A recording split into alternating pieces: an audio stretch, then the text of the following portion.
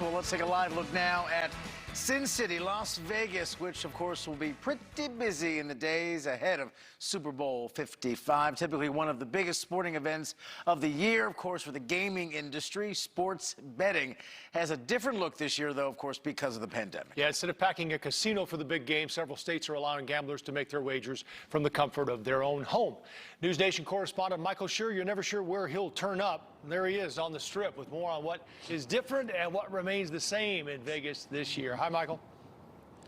How are you, Joe? Good to be here in Vegas. Already we came here last night. It was really dead. I mean, even dead for a Wednesday. COVID has closed some hotels midweek even in Las Vegas. But now we're starting to see those Chiefs jerseys, those Buccaneers jerseys. The sports books are full. I actually noticed there was a point differential from one casino to the next. So everyone is starting to tune in to the Super Bowl. And we took a closer look, not just at what it's like this year versus other years, but also what some of these prop bets that everyone is going crazy over are like.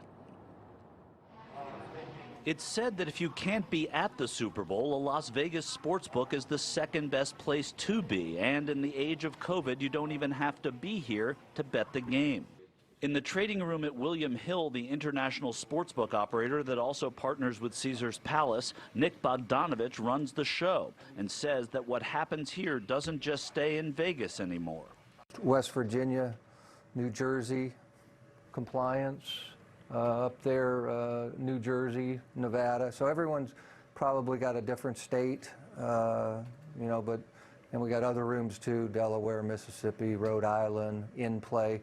Bets have been coming in from around the country since 2018 when the Supreme Court allowed online sports gambling, even during COVID. Well, the pandemic actually has been a boost for sports betting here in Nevada. Jeff Stonebeck is director of sportsbook trading at MGM Resorts International, and we talked with him at the Mirage Sportsbook. Even though we haven't had as many guests as we regularly do because of the pandemic, our handle has actually been higher than it is previous years. It may be all about the Chiefs and the Buccaneers, but so much of the money bet is placed on proposition bets or props. Bogdanovich says there are hundreds. I guess that's what makes this game so special is everyone has a ticket on Tampa Bay plus 3.5 or Kansas City on the money line, but to go along with that ticket, they got like 10 prop tickets stuffed in their other pocket. Props range from whether the coin toss will be heads or tails to how many receiving yards a player may have, and just about everything in between. My favorite one year in and year out is number of people to attempt a pass.